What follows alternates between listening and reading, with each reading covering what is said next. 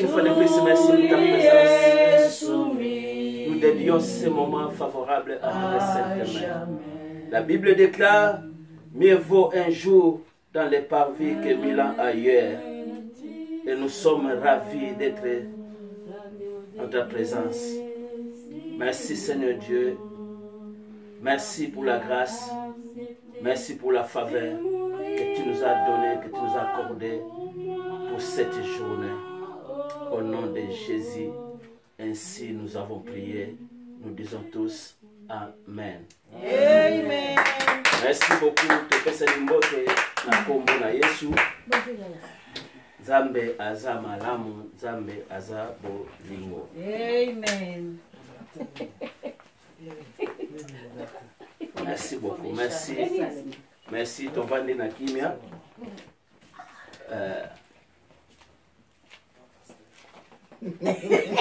Lelo tolingi ko partager eloko moko na mukanda ya Psaume 83. Tozwi ba Biblia na biso. Amen.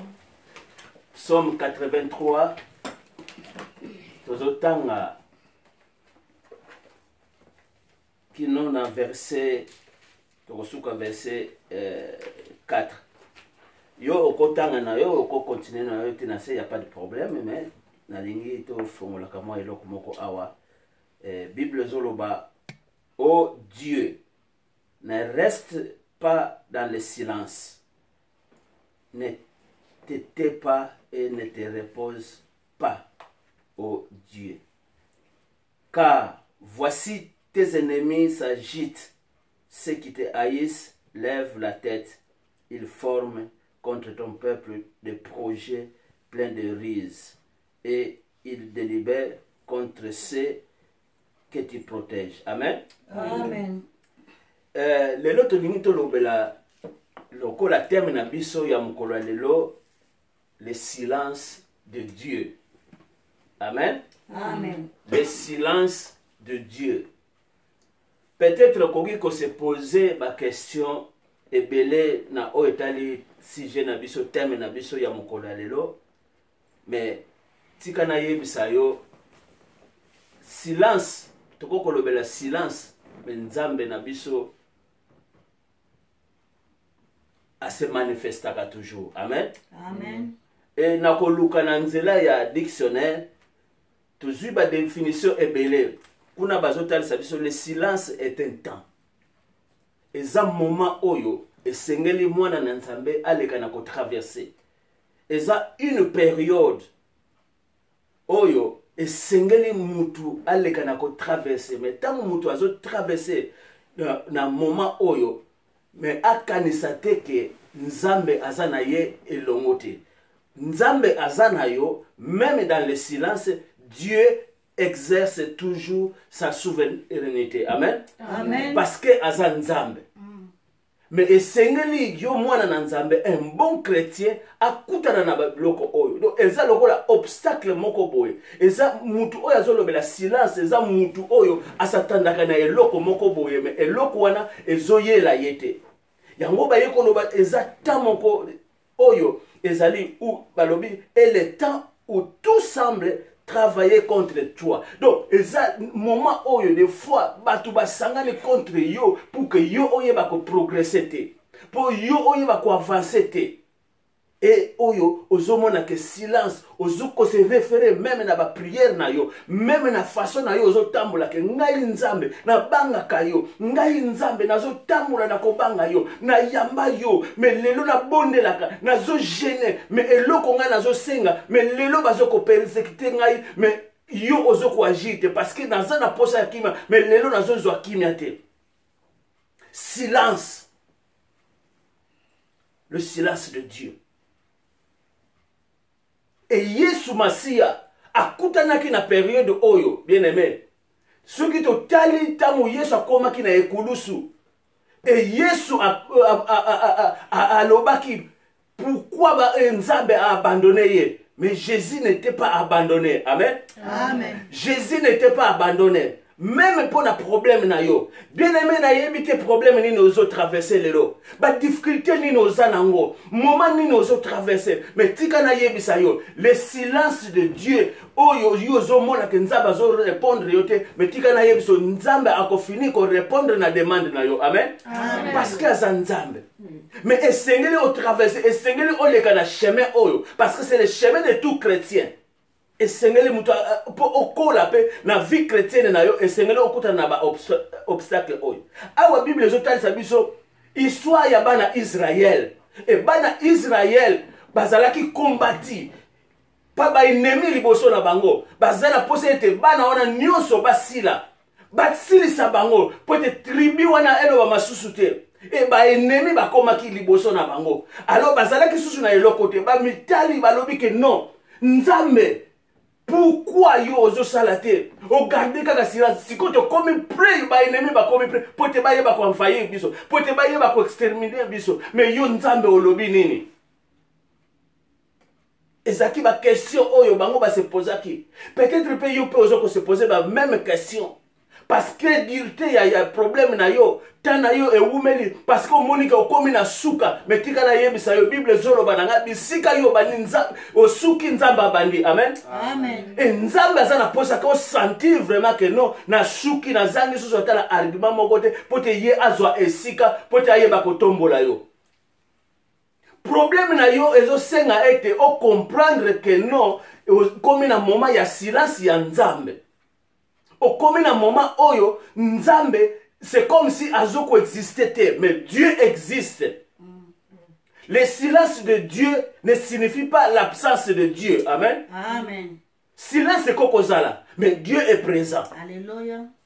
Moment oyo ba problème na yo esengeli ezala esengeli okutana nango mais ça te que pour sambela ka okutana na ba problème wana te esengeli okutana nango ozoleka na ba étape na ba preuve oyo nzambe azo observer to comprendre soto kitina za comprendre que non ezaba moment oyo nzambe a observer kabana na ye kotala comment est-ce que mutu azo ko réagir à ba réaction na ye ebele soko zui problème tango eumeli okomi ko comparer batu bosusu même mutu aye sima na yo soki azui eza ye azui mais yo talela yo na nzambe na yo soki ezo yate bible zolo bana o multiplier ba prière na yo luka ba stratégie mosusu parce que nzambe azoko observer ba réaction na yo olieka olobaka lobaka olieka tongaka mais kutana na nzambe luka ba formule mosusu soko jenaka une fois par semaine et sengelo baksa level mosusu pour que o mata pour te nzambe ayeba ko sepela na oyo yozo sala amen Amen.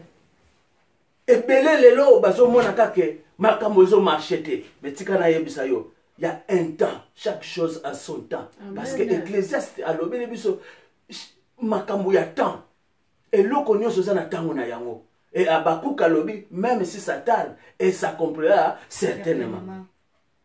Bien aimé ekozwa 10 ans ekozwa 20 ans ekozwa 5 ans ekozwa une semaine mais nyonso oyo eza silence ya nzambe.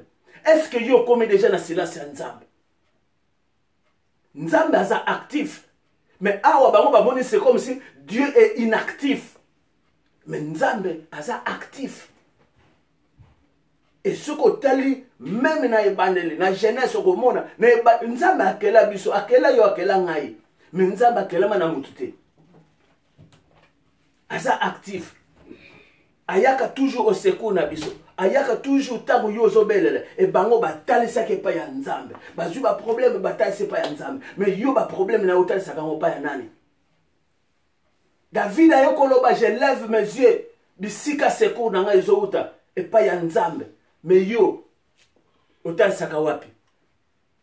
Et silence oyo esengeli o vivre période oyo soko vivre dans une période oyo te okokola te na vie chrétienne amen. Amen. Esengeli o traverser moment oyo et ça moment difficile et ça moment ya pasi mais soko yebi ozotanga makomi na nzambe et eloko nyonso okomona que non avec Dieu nous ferons les exploits. Amen. Parce que ça nzambe esengeli okutana na ba période oyo ba moment oyo eza moment moko pasi mais ça moment ya malamu oyo zo qualifier un bon chrétien oyo zo qualifier yo que vraiment olingi nzambe ebele na batango oyo ma moment oyo soka komi na moment oyo abafoué même nzambe mais tika na yebisa yo soki oza na problème kokima nzambe te soki oza na problème zonga na présence ya nzambe zonga na présence ya nzambe nzambe oyo yo yamba yesu lokola mokonzi mpe mobikisi akotikaka yo te même na suka même na dernière seconde nzambe akokangola yo kotala monene ya problème na yo te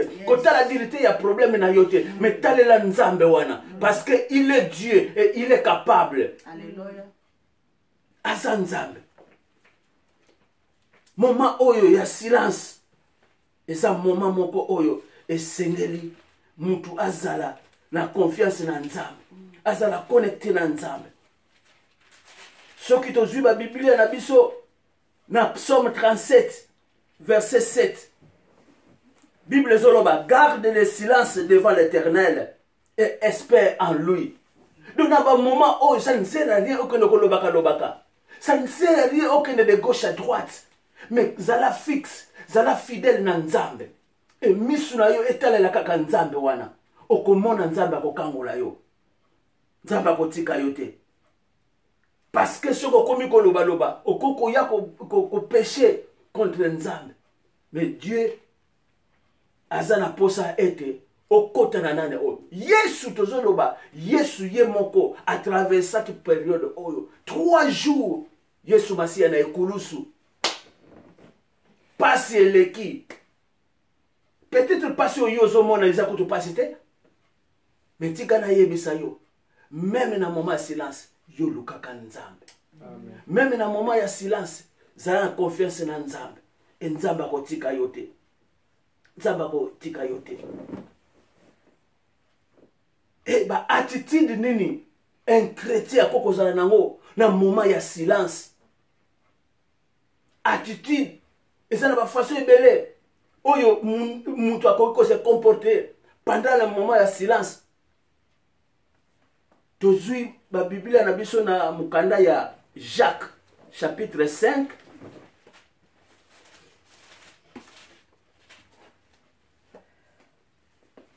Jacques chapitre 5 verset 7. Bible zoloba.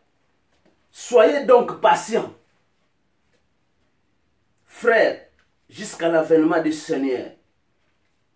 Voici le laboureur attend les précieux fruits de la terre prenant patience à son égard jusqu'à ce qu'il réussisse le fruit et la première le fruit de la première et de la dernière saison. Amen.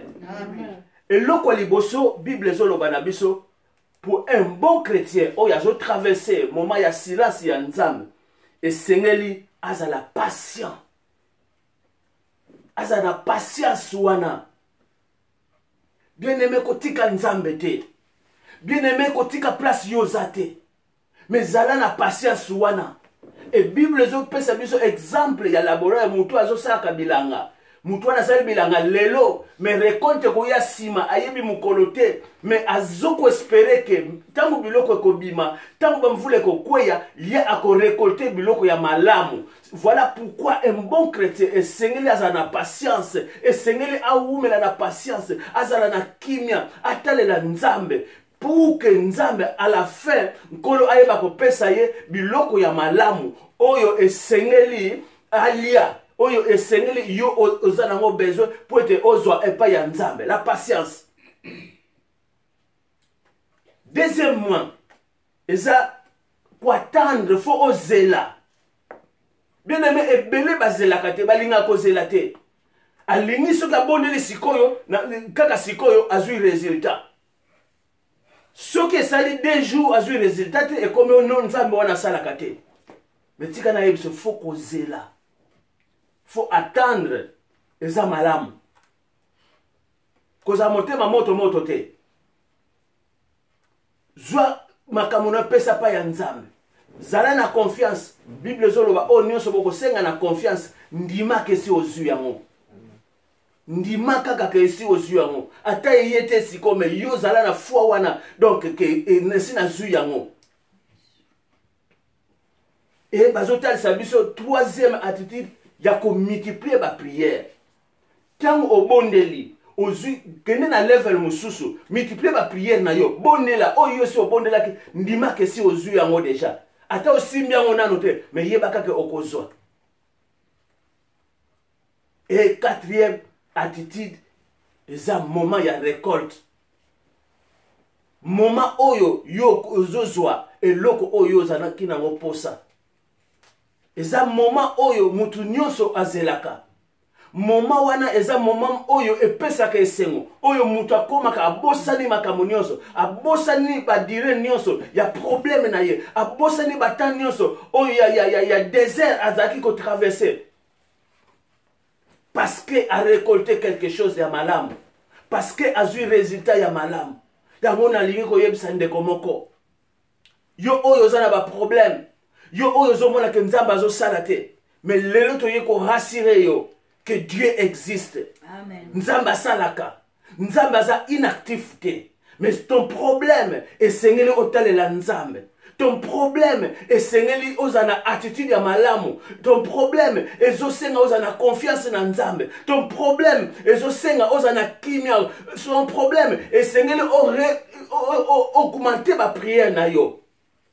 Mais peut-être yo lembaki au moni ke ba prière au salisi ekoki déjà. Mais tika na yebiso ba prière wana ekoki te. Bible solo bana biso prier sans cesse. Amen. Prier sans cesse ta onyo se sengeli ko la nzambe. Mais yo moni autant de nombre de prières, au moni que prière c'est coquille. Prière continue comme bon de l'ensemble. Garder relation à malamu na nzambe. Zélaz ata eumeli okozwango parce que ça ya yo. Ata ba combattre yo komi kotanga mikolo to komi na fin de l'année oyo nga nasenga ki libala nasenga ki makambo nasenga ki metile lo na zute bien aimé nani ayebisi yo que non lo benza ba kokosala te même le 31 décembre Dieu est capable ya coexaucer la prière na yo. Amen. Parce que azanzambe pour yo osepele sekelika ozona mois de janvier to na mois de février mais tant nyonso nzamba kopesa parce que le temps appartient à Dieu. Et ça y a moutouté. Lelo kosa la programme. Mais na pokwa ya lelo pe oza susute. Kala bande ko bele batiki biso. Nana ngo muta yebi. Est-ce que batona bazaki na ba programme te? Ba musu basomba batike. Mais na batike na bango moko bakei. Eza makamwa nzambe. Tokanga mananzambe. Tokanga mananzambe. Kolemba te. Kotangela nzambe ba jour te. Mais yo luka nzambe, zana confiance na nzambe. Silence eza période. Lobete nzambe, merci parce que la comprendre eza moment oyo sengeli na leka parce que yo permettre ngana leka na moment oyo. Soko continue na moment oyo te o comprendre makama nzambe te. Mais sengeli okota na moment oyo parce que za piste ya un bon chrétien. Oyo tombola ka chrétien pota yeba ko luka nzambe malamu. Nzamba zana posa sa makama minene na vie na yo. Mais peut-être bulembo ekota kiyo. Peut-être ba faiblesse, ozu ba conseil ya batu. Longwa na yo kuna nzamba sala kate. Etika na yo vanda na yo na ndako nzamba sala kate. Metika na yebisa yo nzamba salaka. Parce que za nzambe. Soko zali oyo zali c'est parce que nzamba zali azoko exister. Et nzamba zoka libondeli na yo. Zonga na makolo ya nzambe. Telema bisiko zali. Ko bondela nzambe wana. To teleme biso nyonso.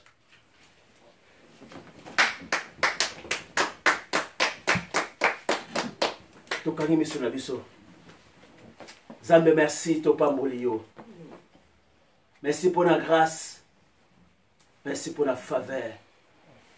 To comprendre Zambe était silence za moment oyo esenge de biso peut traverser. Mais sunga biso to koma musika na yote. Sunga nde komoko Nzambe oyo asi azwa ki décision parce que alembi peut te amener problème na ye umeli Nzambe. Mais le temps t'appartient Nzambe. Kolo to pesa yo nini. Ba oyo ba komi musika Nzambe. Yo soko simbi mitema na bango baza capable ya kozonga epai na yo. Nzambe na lola na oyo pe akotina no na moment ya silence te. Aza na kondima ete akokota yango et yo pe kotika bisote. Le silence de Dieu n'exclut pas l'absence de Dieu. Mais Dieu est présent. Nzambe to pesi susu journée oyo epai na yo. Après-midi alelo epai na yo. Na kombo na Yesu tolobi. Amen. Amen.